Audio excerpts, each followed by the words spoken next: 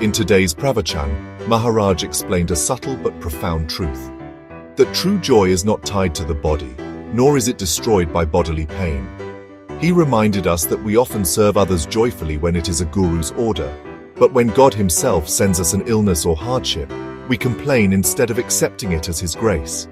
Maharaj emphasized that spiritual joy comes only when we rise above bodily pleasure and pain, and this is achieved through nama-smarana and anusandhana, the constant awareness of God in all we do. You should, in your own interest, try to help others whenever you can. It will be fallacious to argue that you had rather leave them to suffer whatever God has ordained for them. That you cannot go contrary to his will is always fully true, but your attempt to help him is beneficial for your own self because to that extent it wears down your body. Am I feeling?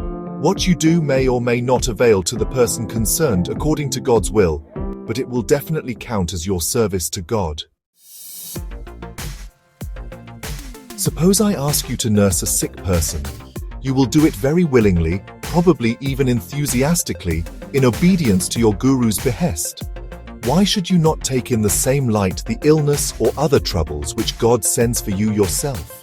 The difficulty is that you do not have the conviction that whatever he does is bound to prove good for you. Is it not highly improper to ask him to remove the troubles that he has himself sent to you?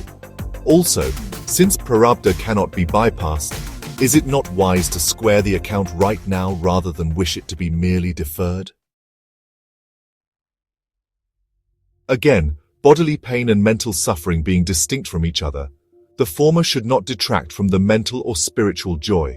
Only he can live in peace who lives in God, that is in nama-smarana. Therefore, one who wants contentment and joy should remain in ceaseless nama-smarana and anusandhana, that is, awareness of God. What is anusandhana in essence? It simply means relating all your actions and thoughts to God. Sleeping, sitting, rising, doing nama-smarana, reading, talking in earnest or joking, everything in fact, including even breathing. This will bring you closer to God. One whom I have accepted as mine, I may help even in his prapancha, but certainly not to the extent that prapancha will engross his interest and strangle his ardor for paramartha. If I don't fulfill all his expectations, he may complain, may whine and whimper. Even his faith in me may be shaken, but he will survive it all, and eventually come back to nama. The seed of nama-smarana is bound to sprout and flourish sooner or later. Awareness of God nullifies the snares of maya. Where there is maya, self-pride, God will not be found. Thiruppaan Alvar, born in humble circumstances and devoted solely to singing the glories of Lord Ranganatha, never considered himself worthy to enter the temple due to the social norms of his time. One day, Lokasaranga, a temple priest, brought him on his shoulders into the sanctum by the Lord's direct command. When Thiruppaan Alvar saw the Lord, he sang the Amalana Dipiran, describing the Lord from his lotus feet to his divine crown. In that moment, his bodily identity disappeared. He was neither aware of pleasure nor pain, of honor nor humiliation. His entire being was absorbed in the spiritual joy of beholding the Lord. This incident beautifully mirrors Maharaj's teaching. When the awareness of God fills the mind, bodily discomfort, social judgment, and worldly concerns dissolve. What remains is only the bliss of divine connection.